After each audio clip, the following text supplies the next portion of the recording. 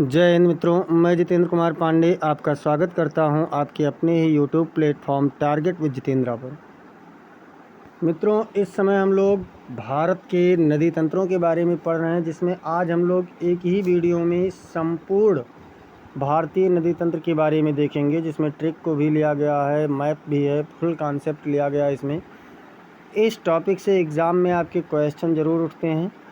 तो आप लोग अगर चैनल पर नए हैं तो चैनल को सब्सक्राइब कर लीजिए, बेल आइकन दबा दीजिए, इस क्लास को लाइक कर दीजिए और शेयर कर दीजिए, और साथ ही साथ आप लोग इस क्लास को पूरा अंत तक ज़रूर देखें, जिससे आपकी तैयारी परफेक्ट हो सके।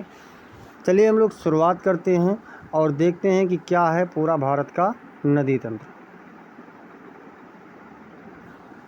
के बारे में हम लोग देखेंगे।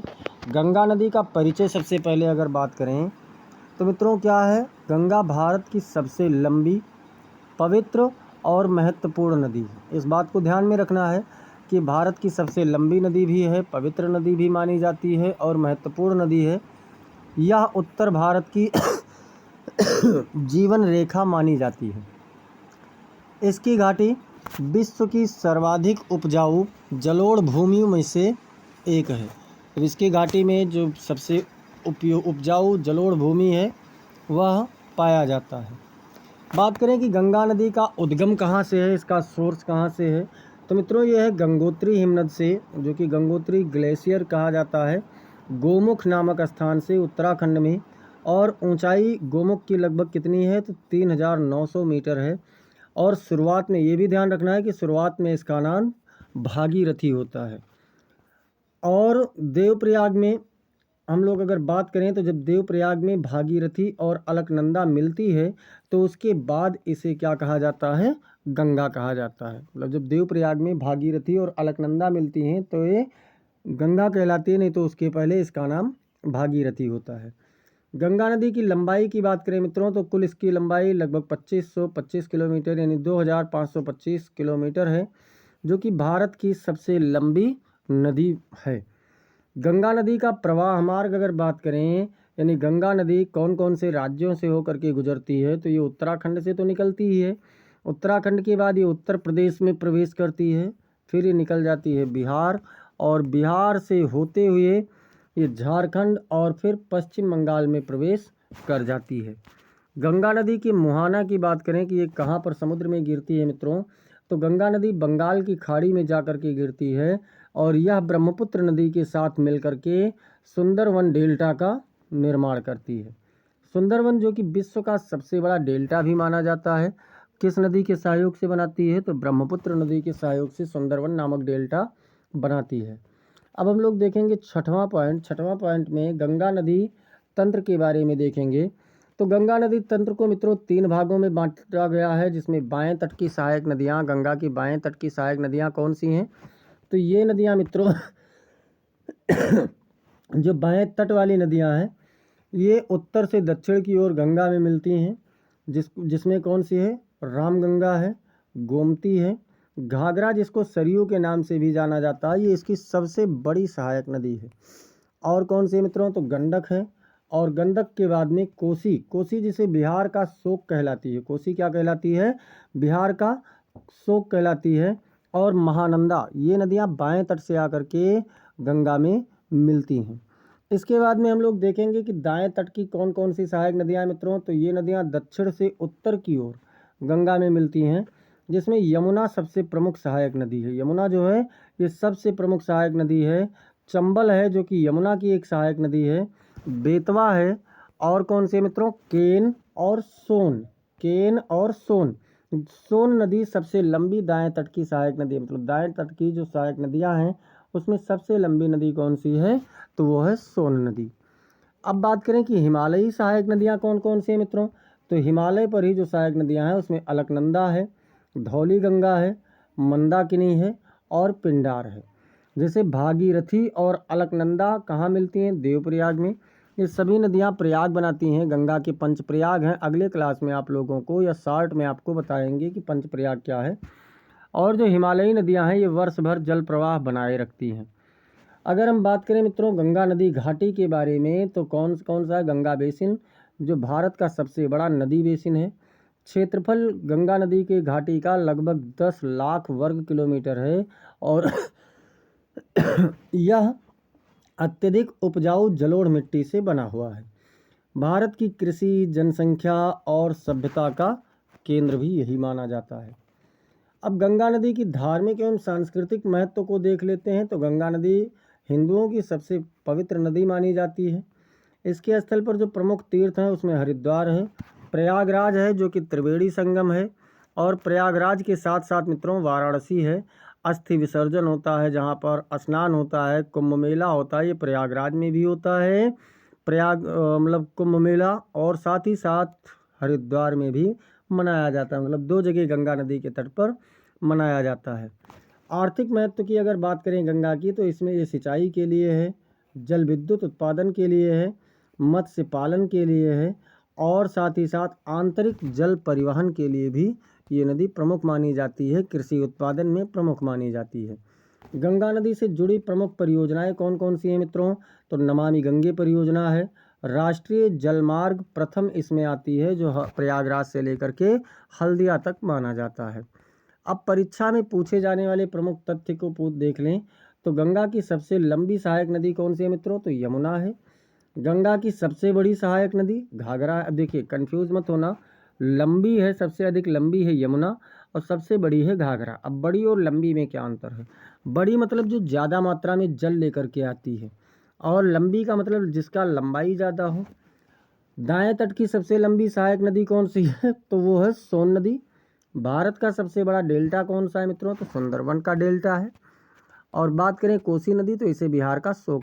ब्रह्मपुत्र नदी तंत्र का अगर हम लोग परिचय देखें मित्रों, तो ब्रह्मपुत्र नदी तंत्र भारत का दूसरा सबसे बड़ा नदी तंत्र। भारत का दूसरा इसलिए क्योंकि गंगा पहला माना जाता है उसके बाद में, तथा विश्व की प्रमुख अंतर्राष्ट्रीय नदियों में से एक है। यह नदी 3 देशों यानी चीन, भारत और बांग्लादेश से होकर के बहती है। चीन से निकलती है, भारत से गुजरते हुए बांग्लादेश में पहुंचती है, और बांग्लादेश से फिर बंगाल की खाड़ी में गिर जाती है।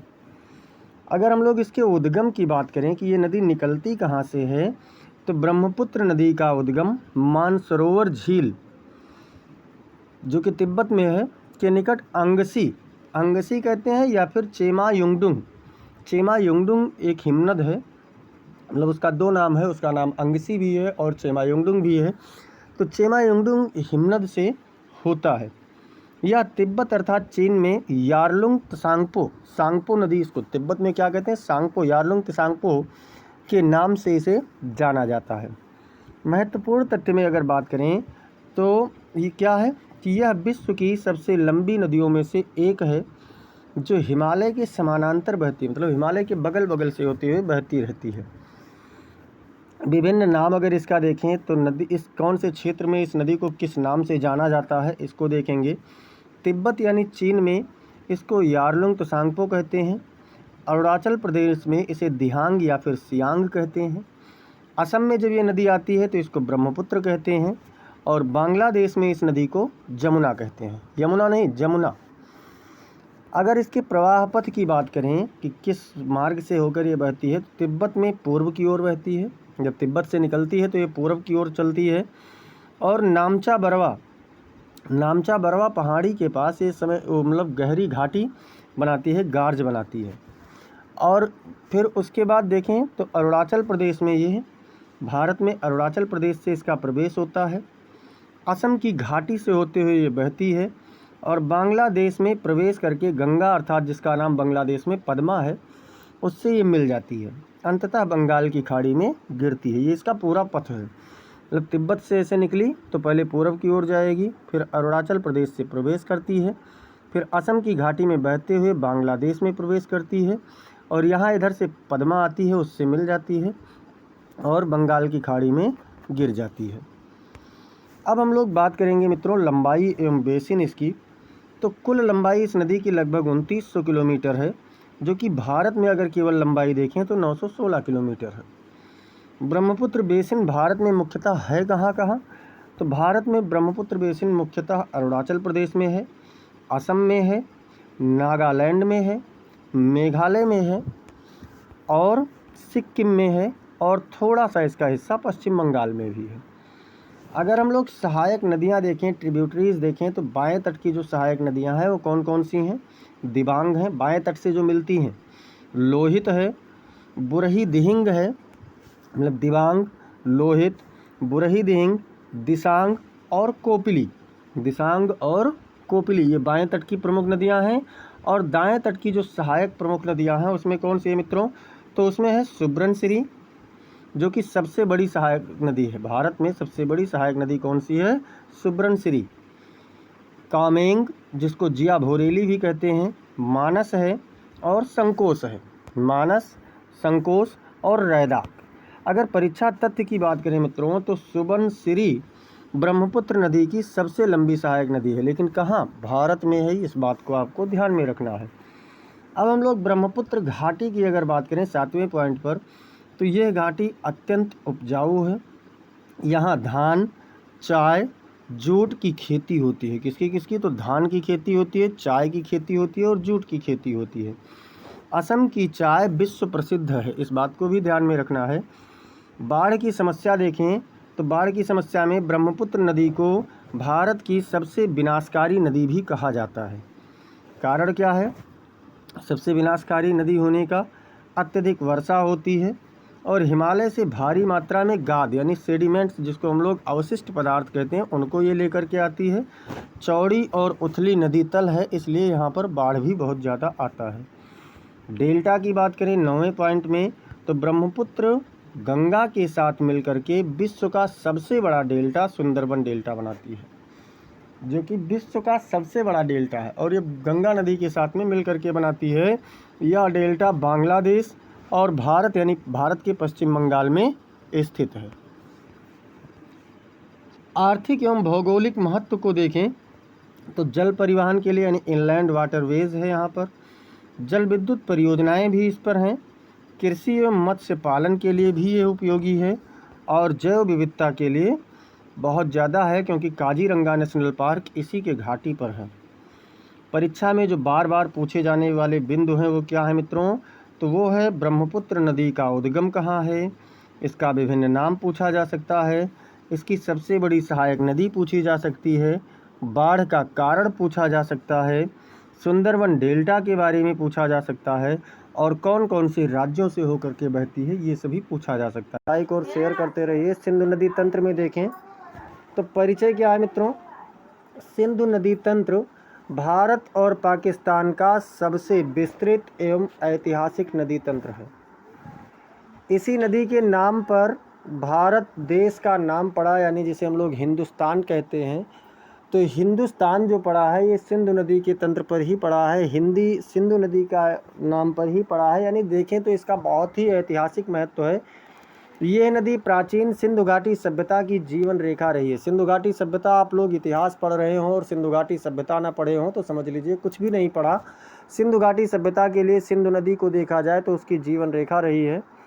चलिए हम लोग देख लेते हैं कि सिंधु नदी का उद्गम स्थल कहाँ से है। तो सिंधु नदी का उद्गम तिब्बत में मानसरोवर झील के निकट सिंगी खम्बान हिमनद से हुआ है, जिसे प्रारंभ में क्या कहते थे? सेंगे खम्बाब इसको कहते थे। अगर हम लोग प्रवाह पथ की बात करें मित्रों, तो ये आपकी जो तिब्बत के मानसरोवर के सिंगे खवाब स्थल से निकलती है, उसके बाद सीधे लद्दाख क्षेत्र में प्रवेश कर जाती है और भारत में लद्दाख से प्रवेश करते हुए ये आगे पाकिस्तान में बहते हुए जाती है और अंत में अरब सागर में जाकर के गिर जाती है। इसकी कुल लंबाई लगभग 3180 किलोमीटर है। पूरी लंबाई अगर नदी की देखें, यानी कि तिब्बत से लेकर के और अरब सागर की मुहाना तक तो लगभग 3180 किलोमीटर है। और अगर केवल भारत में इसकी लंबाई को देखें तो 1114 किलोमीटर लगभग भारत में इसकी लंबाई पड़ जाती है। सिंधु नदी तंत्र की मित्रों सहायक नदियाँ देख लेते हैं। तो कोई भी नदी तंत्र हो उसमें बाएं तट की सहायक नदी और दाएं तट की सहायक नदी होती है। तो बाएं तट की ट्रिब्यूटरीज को हम लोग देखते हैं सहायक नदियों को। तो बाएं तट वाली जो सहायक नदियां हैं ये हिमालय से निकलती हैं और जल की मात्रा इनमें अधिक होती है। ऐसी कौन कौन सी नदियां हैं मित्रों? तो झेलम है, चिनाब नदी है, रावी है, ब्यास है और सतलज है। और ख़ास बात ये 5 की पाँचों नदियाँ पंजाब प्रांत से होकर के बहती हैं, इसीलिए उसका नाम पंजाब भी कहा पड़ता है। इन्हें सामूहिक रूप से पंजाब की 5 नदियाँ भी कहा जाता है। अब बात करें हम लोग दाएं तट की नदियों में, तो दाएं तट की नदियों में मित्रों ध्यान रखना है, बाएं तट की नदियाँ हिमालय से निकलती हैं और ज़्यादा मात्रा में जल लेकर के जाती हैं, और दाएं तट की नदियाँ जो होती हैं अपेक्षाकृत छोटी हैं और शुष्क क्षेत्र से आती हैं, इसलिए जल की मात्रा कम लेकर के आती हैं। जिसमें प्रमुख रूप से अगर देखा जाए तो होती है श्योक नदी, गिलगित नदी, हुंजा नदी और काबुल नदी। ये सभी नदियाँ कहाँ से आती हैं? तो ये सभी नदियाँ दाएं तट से आती हैं।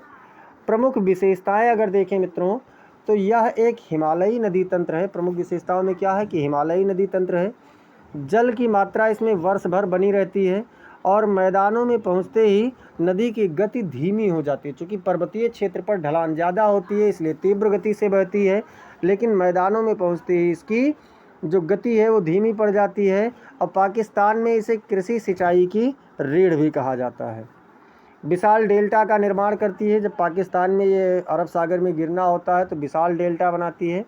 ऐतिहासिक एवं सांस्कृतिक महत्व को अगर हम लोग इसके देखें, चूँकि ये भी बहुत ही महत्वपूर्ण है, तो सिंधु घाटी सभ्यता जो है मित्रों, इसको हड़प्पा सभ्यता यानी मोहनजोदाड़ो, ये सब इसी नदी के तट पर विकसित हुए हैं। प्राचीन ग्रंथों में इसे सिंधु कहा गया, यूनानियों ने इसे इंडस कहा और इसी वजह से इंडिया नाम भी पड़ा है।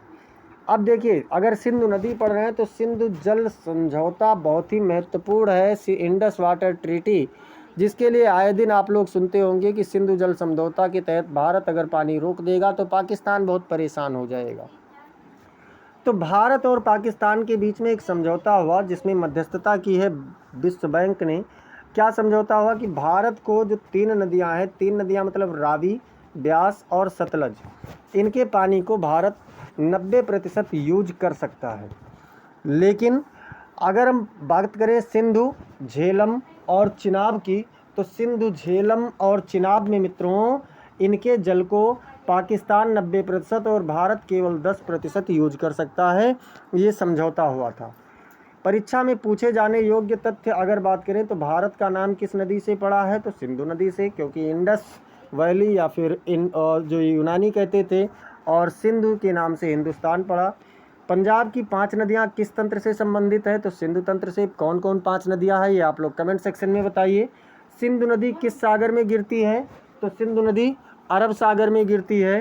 सिंधु नदी का उद्गम स्थल कहाँ है? तो तिब्बत का मानसरोवर झील है, मानसरोवर क्षेत्र है।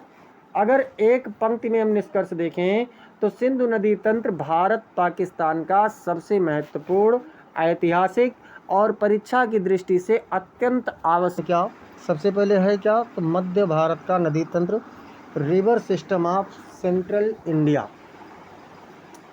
इस नदी तंत्रों में अगर हम देखें मित्रों तो मध्य भारत में नदियों का जो सामान्य स्वरूप है वो कैसे है? ये क्षेत्र विंध्य, सतपुड़ा पर्वत श्रेणियों और मालवा बुंदेलखंड पठार से घिरा हुआ। जो मध्य भारत का क्षेत्र है ये विंध्य से लेकर के सतपुड़ा पर्वत पहाड़ी तक के और उधर मालवा के पठार से लेकर के बुंदेलखंड के पठार तक का भाग घिरा हुआ है। यहाँ की नदियाँ 2 दिशाओं में बहती हैं। 2 दिशाओं में कैसे? पश्चिम की ओर बहती हैं तो पश्चिम की ओर बहने वाली नदियाँ अरब सागर में गिरती हैं, और पूर्व या उत्तर की ओर जो बहने वाली नदियाँ हैं ये बंगाल की खाड़ी में जाकर के गिरती हैं या फिर गंगा नदी तंत्र में जाकर के मिल जाती हैं। अधिकांश नदियाँ जो मित्रों, अधिकांश नदियाँ इस क्षेत्र की हैं, पठारी क्षेत्र से निकलने वाली, वो गहरी घाटियाँ बनाने वाली नदियाँ हैं। चलिए हम लोग देख लेते हैं पहले पश्चिम की ओर बहने वाली नदियाँ, यानी जो अरब सागर में गिरने वाली नदियाँ हैं उनके बारे में हम लोग देख लेते हैं। तो इसमें सबसे पहला नाम आता है नर्मदा नदी का। नर्मदा नदी की अगर बात करें तो ये अमरकंटक से निकलती है, मध्य प्रदेश में अमरकंटक से निकलती है। अगर इसकी लंबाई की बात की जाए मित्रों तो लगभग 1312 किलोमीटर है। कितनी है? नर्मदा नदी की लंबाई लगभग 1312 किलोमीटर है। अगर प्रवाह राज्य देखें कि कौन कौन से राज्य में बहती है तो ये मध्य प्रदेश में बहती है, मध्य प्रदेश से फिर महाराष्ट्र में चली जाती है और महाराष्ट्र से गुजरात, गुजरात से फिर अरब सागर में। विशेषताओं की बात करें तो चलिए इस नदी की विशेषता को देख लेते हैं। ये नदी भ्रंश घाटी में बहती है। भ्रंश घाटी जैसे आप लोग पर्वतों का नाम सुनते हैं, ये ऐसे जो पर्वत बनते हैं इस तरीके से, यानी ऊपर ये पठार है, ये वाला क्षेत्र पठारी है, ये वाला क्षेत्र भी पठारी है और बीच में घाटी बनी होती है। तो नर्मदा नदी ऐसे इसी घाटी में से यानी भ्रंश घाटी में बहने वाली नदी है, ये भी ध्यान रखना है। अरब सागर में ये खंबात की खाड़ी में जाकर के गिरती है और महत्वपूर्ण परियोजनाएं इस पर जैसे सरदार सरोवर बांध है, इंदिरा सागर बांध है, ये इसी पर है। सहायक नदियों की बात करें अगर हम लोग, तो नर्मदा की सहायक नदियाँ तवा, शक्कर और दुग्धी, ये 3 प्रमुख नदियाँ हैं। तवा, शक्कर और दुग्धी 3 नदियाँ हैं। अब देखते हैं तापी नदी, यानी कि इसको ताप्ती नदी के नाम से भी जाना जाता है। ताप्ती नदी का उद्गम स्थल मित्रों सतपुड़ा में है। और सतपुड़ा कहाँ पर? मध्य प्रदेश में। सतपुड़ा का विस्तार मध्य प्रदेश में भी है और थोड़ा सा आगे भी है। तो सतपुड़ा मध्य प्रदेश से निकलती है। इसकी लंबाई लगभग 724 किलोमीटर है। प्रवाह देखें तो इसका भी मध्य प्रदेश, महाराष्ट्र और गुजरात, यानी नर्मदा और ताप्ती ये दोनों नदियाँ मध्य प्रदेश, महाराष्ट्र और गुजरात से जाती हैं। नर्मदा का उद्गम स्थल अमरकंटक में है, जबकि ताप्ती का उद्गम स्थल कहाँ पर है? सतपुड़ा में है, दोनों मध्य प्रदेश में है। अब देखते हैं समाप्ति इसकी कहाँ होती है मित्रों, तो ये भी अरब सागर में गिरती है। अरब सागर में सूरत के पास में गिरती है।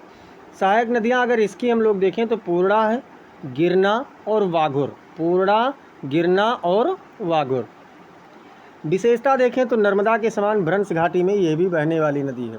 ध्यान रखना है, आपसे पूछा जा सकता है कि कौन सी नदी भ्रंश घाटी में बहने वाली है, तो नर्मदा और ताप्ती आपकी ये 2 प्रमुख नदियां हैं जो भ्रंश घाटी में बहती हैं, इसलिए इनको जरूर याद रखना। अब देखते हैं ऐसी नदियां जो उत्तर पूर्व की ओर, उत्तर या पूर्व की ओर बहने वाली हैं, अर्थात गंगा तंत्र में जाकर के मिल जाती हैं। तो बात करें चंबल नदी। चंबल नदी का उद्गम स्थल मित्रों विंध्य पर्वत है। विंध्य पर्वत मतलब जनापाव मध्य प्रदेश से निकलती है। प्रवाह इसका अगर देखें तो मध्य प्रदेश में जाती है, मध्य प्रदेश से फिर ये राजस्थान चली जाती है और राजस्थान से घूम करके ये उत्तर प्रदेश में आती है। समाप्ति अगर देखें इसकी, तो समाप्ति कहाँ होती है मित्रों? ये यमुना नदी में जाकर के मिल जाती है। विशेषता की बात करें तो बीहड़ क्षेत्रों का निर्माण करती है और इसकी सहायक नदियाँ काली सिंध, पार्वती और बनास। काली सिंध, पार्वती और बनास कौन सी नदी की सहायक नदियाँ हैं? तो चंबल नदी की सहायक नदी हैं। अब इसके बाद में देखते हैं बेतवा। बेतवा नदी, इसका भी उद्गम स्थल रायसेन मध्य प्रदेश में। कहाँ पर मित्रों? तो रायसेन मध्य प्रदेश में है। इसकी समाप्ति होती है यमुना नदी में मिलकर के। महत्व देखें तो सिंचाई और पेयजल के लिए ये बहुत ही महत्वपूर्ण नदी है बेतवा। सहायक नदी इसकी धसान और जमनी है। कौन सी? धसान और जमनी। अब देखते हैं केन नदी। चंबल, बेतवा, केन ये बहुत ही महत्वपूर्ण है मित्रों और यमुना नदी की ये सहायक नदियां हैं। अगर हम देखें उद्गम इसका, तो एक कैमूर पर्वत से होता है। मध्य प्रदेश और उत्तर प्रदेश में ही इसका बहाव होता है। मध्य प्रदेश और उत्तर प्रदेश में। समाप्ति इसकी यमुना नदी में है। और विशेषता इसकी क्या है कि इसी में केन और बेतवा नदी जोड़ परियोजना भी शामिल होती है। अब देखते हैं सोन नदी। सोन नदी मित्रों अमरकंटक से निकलता है। अमरकंटक मध्य प्रदेश से, वहीं से जहाँ से नर्मदा निकलती है। तो नर्मदा पश्चिम की ओर चली जाती है और सोन उत्तर की ओर चली जाती है। तो ये मध्य प्रदेश, उत्तर प्रदेश और बिहार 3 राज्यों में ये बहती है और जा कर के अब बाद में गंगा नदी में मिल जाती है। विशेषता इसकी क्या है? ये चौड़े पाट वाली, यानी कि चौड़ाई में ज़्यादा बहती है और बाढ़ इसमें बहुत कम होता है। सोन नदी में बाढ़ बहुत कम आता है क्योंकि चौड़ाई इसकी बहुत ज़्यादा है। अब हम लोग देखते हैं मध्य भारत की नदियों की प्रमुख विशेषताएं क्या हैं, जो एग्जाम पॉइंट्स देखें तो भ्रंश घाटी वाली नदियां नर्मदा और ताप्ती, जो कि मैंने अभी आपको बताया है। गंगा तंत्र की सहायक नदियां, अगर गंगा तंत्र की सहायक नदियां देखें तो चंबल, बेतवा, केन और सोन। ध्यान दीजिए, चंबल, बेतवा और केन ये यमुना नदी में जाकर के मिलती हैं, फिर ये जाकर के गंगा में मिलती है, सीधे यमुना मिलती है। मतलब कंफ्यूज नहीं होना है, नहीं तो आप सोचें कि चंबल, बेतवा, केन तो यमुना में है। तो भैया यमुना भी तो गंगा की ही सहायक नदी है, यानी गंगा तंत्र में ही है। और सोन नदी भी है। इसके बाद में अरब सागर में गिरने वाली प्रमुख नदियों की अगर बात करें तो नर्मदा और ताप्ती है। जल विद्युत एवं सिंचाई में ये अत्यंत महत्वपूर्ण होती हैं मध्य भारत की नदियाँ, और एमसीक्यू में बार बार पूछे जाने वाले टॉपिक्स होते हैं। एक पंक्ति में यानी थोड़े से में अगर याद रखें तो क्या है? नर्मदा और ताप्ती भ्रंश घाटी में बहने वाली नदियाँ हैं। चंबल नदी यमुना की सबसे प्रमुख सहायक नदी है, इस बात को ध्यान रखना। और सोन नदी गंगा तंत्र की महत्वपूर्ण नदी है। दक्षिण भारत का नदी तंत्र, इसमें सबसे पहले हम लोग देखते हैं भौगोलिक पृष्ठभूमि, जिसको हम लोग फिजियोग्राफिक बैकग्राउंड बोलते हैं। दक्षिण भारत मुख्यतः दक्कन का पठार पर स्थित है। कहाँ पर स्थित है मित्रों? तो दक्कन के पठार पर स्थित है। इस क्षेत्र की नदियाँ निम्नलिखित पर्वत श्रृंखलाओं से निकलती हैं। कौन सी पर्वत श्रृंखलाओं से? या तो पश्चिमी घाट से निकलती हैं, जो कि सबसे महत्वपूर्ण है, या फिर पूर्वी घाट से निकलती हैं, ईस्टर्न घाट जिनको बोलते हैं। पूर्वी घाट में कौन कौन से आते हैं मित्रों? तो इसमें नीलगिरी है, अन्नामलाई है, कार्डमम की पहाड़ियाँ हैं, ये सभी पूर्वी घाट की हैं। इसी स्थलाकृति के कारण अधिकतर नदियाँ पूर्व की ओर बहती हैं। कहाँ पर बहती हैं? तो पूर्व की ओर बहती हैं। कुछ ही नदियाँ ऐसी हैं जो पश्चिम की ओर अरब सागर में जाकर के गिरती हैं। अब देखते हैं मित्रों दूसरा हेडिंग क्या है। तो दूसरा है कि दक्षिण भारत की नदियों का वर्गीकरण। भैया दक्षिण भारत की नदियाँ कहाँ से निकलती हैं, ये हम लोगों ने भौगोलिक पृष्ठभूमि में देखा। अब दक्षिण भारत की नदियों का वर्गीकरण कैसे होगा? तो ये दो प्रकार की नदियाँ होती हैं। एक तो पूर्व वाहिनी नदियाँ जो पूर्व की ओर बहती हैं, और ये नदियाँ कहाँ गिरती हैं? तो ये बंगाल की खाड़ी में गिरती हैं। अच्छा, बंगाल की खाड़ी में गिरने के कारण ये नदियाँ अक्सर लंबी होती हैं अपेक्षाकृत। इनकी जो बेसिन होती है वो चौड़ी बेसिन होती है, और ये उपजाऊ डेल्टा भी बनाती हैं। लेकिन जो पश्चिम वाहिनी नदियाँ हैं मित्रों, पश्चिम की तरफ बहने वाली नदियाँ हैं, ये अरब सागर में गिरती हैं और छोटी होती हैं तथा तीव्र ढाल के कारण ये कोई भी डेल्टा नहीं बनाती हैं। इनको हम लोग सीधे ये क्या करती हैं, बिना डेल्टा के ही जाकर के नदी अरब सागर में गिर जाती हैं। अब प्रमुख पूर्व वाहिनी नदियों में अगर हम लोग देखें तो पहली नदी तो आती है आपकी गोदावरी नदी, जिसको दक्षिण की गंगा भी कहा जाता है। ध्यान रखिए, दक्षिण भारत की गंगा और दक्षिण की गंगा ये दोनों अलग अलग हैं। तो दक्षिण की गंगा जो गोदावरी नदी है, इसका उद्गम स्थल त्र्यंबकेश्वर से होता है, त्र्यंबकेश्वर नामक पहाड़ी से, और नासिक में पड़ता है ये महाराष्ट्र में। इसकी लंबाई लगभग 1465 किलोमीटर है। अपवाह क्षेत्र की बात करें मित्रों तो ये महाराष्ट्र से निकलती है, महाराष्ट्र जो कि नासिक से ही तेलंगाना में प्रवेश करते हुए छत्तीसगढ़ पहुंचती है, और छत्तीसगढ़ से ये आंध्र प्रदेश में प्रवेश करके सीधे बंगाल की खाड़ी में जाकर के गिर जाती है। इसकी मुख्य सहायक नदियों में अगर देखें कि कौन कौन सी सहायक नदियां हैं, तो प्राणहिता है जो कि सबसे बड़ी सहायक नदी है गोदावरी की, इंद्रावती है, मंजीरा है, और वर्धा है। वर्धा के बाद में अगर हम लोग अब देखते हैं विशेष तथ्य को, तो प्रायद्वीपीय भारत की सबसे लंबी नदी है गोदावरी मित्रों, इस बात को ध्यान रखना है। बहुत विशाल और उपजाऊ गोदावरी डेल्टा भी बनाती है, और आंध्र प्रदेश का ये प्रमुख कृषि आधार भी है। अब हम लोग देखेंगे कृष्णा नदी। कृष्णा नदी कहाँ से? तो भगवान कृष्ण महाबली थे। भगवान कृष्ण कैसे थे मित्रों? तो महाबली थे। तो सीधे याद रखिए, महाबलेश्वर महाराष्ट्र से इसका उद्गम होता है। कहाँ से? महाबलेश्वर महाराष्ट्र से। त्र्यंबकम से गोदावरी, और महाबलेश्वर से कृष्णा। इसकी लंबाई मित्रों लगभग 1400 किलोमीटर है। और राज्य की बात करें कि कौन कौन से राज्यों में बहती है, तो ये महाराष्ट्र से निकलती है, कर्नाटक होते हुए फिर तेलंगाना में प्रवेश करके आंध्र प्रदेश से में ही ये भी गिर जाती है। अब इसकी सहायक नदियों की अगर हम लोग बात करें तो इसकी सहायक नदियों में मित्रों तुंगभद्रा है जो कि सबसे महत्वपूर्ण नदी है, फिर इसके बाद में भीमा है और कोयना है। और मित्रों आप लोगों को एक बात और भी ध्यान रखना है कि जो प्रायद्वीपीय भारत है उसमें कृष्णा और गोदावरी बेसिन भारत की प्रमुख सिंचाई क्षेत्र भी है। अब हम लोग बात करेंगे दक्षिण भारत की गंगा जिसको कहा जाता है, यानी कि कावेरी नदी। तो गंगा है, दक्षिण भारत की गंगा है, दक्षिण भारत की गंगा कही जाती है। गंगा निकलती है ब्रह्मा जी के कमंडल से, ऐसा मान्यता है, और वहाँ से फिर ये आती हैं पृथ्वी पर। तो सीधे कहाँ से? ब्रह्मगिरी से। ब्रह्मगिरी जो कि कर्नाटक में है। ब्रह्मगिरी पहाड़ी कहाँ है मित्रों? कर्नाटक में है। इसकी लंबाई कितनी है? तो 805 किलोमीटर। कितनी लंबाई है? 805 किलोमीटर है। और मुख्य राज्यों की बात करें तो कर्नाटक है, तमिलनाडु है, ये इन दो राज्यों में बहती है। सहायक नदी की बात करें मित्रों तो इसमें काबिनी है, भवानी है, अमरावती, ये तीन इसकी प्रमुख सहायक नदियां हैं। और विशेष तथ्य देखें तो दक्षिण भारत का सबसे विकसित डेल्टा बनाती है आपकी कावेरी नदी। इस डेल्टा में धान, गन्ना, कपास और का उत्पादन अच्छा होता है, और कावेरी जल विवाद बहुत ही उपयोगी है। किसी दिन आप लोगों को भारत के समस्त जल विवादों के बारे में भी बताएंगे। अगली नदी मित्रों आप लोगों की है पेनार नदी। पेनार नदी जो कि नंदी हिल्स कर्नाटक से निकलती है, आंध्र प्रदेश से होते हुए बहती है और बंगाल की खाड़ी में जाकर के गिर जाती है।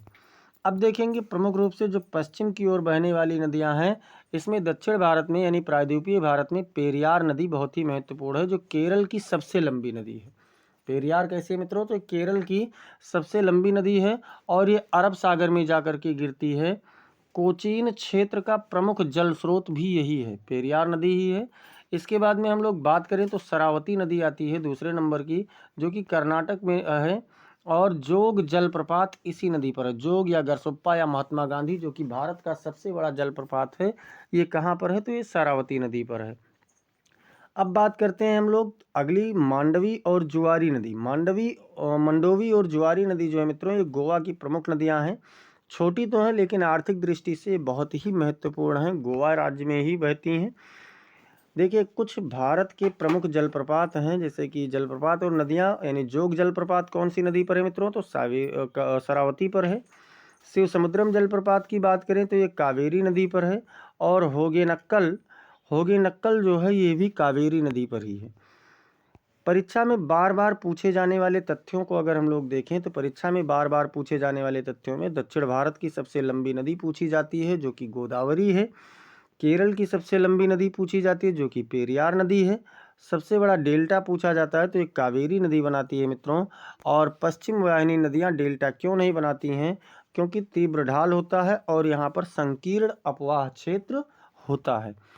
तो ऐसे ही समस्त इम्पोर्टेंट क्लासेस को पाने के लिए आप लोग चैनल को ज़रूर सब्सक्राइब कर लीजिए, और अगर आप लोगों ने अब तक सब्सक्राइब नहीं किया है तो तुरंत कीजिए, साथ ही साथ बेल आइकन दबा लीजिए। इस क्लास को आप लोग लाइक कर दीजिए, इसे अपने मित्रों के पास में आप शेयर भी करते रहें, और कमेंट सेक्शन में आप लोग अपना फीडबैक ज़रूर दीजिए, क्योंकि आपके फीडबैक के बिना चैनल कुछ भी नहीं है। मैं आपके सहयोग से ही अपने इस चैनल को और आप लोगों की मदद कर पाऊँगा। तो मिलते हैं फिर अगली क्लास में, तब तक के लिए जय हिंद, जय भारत।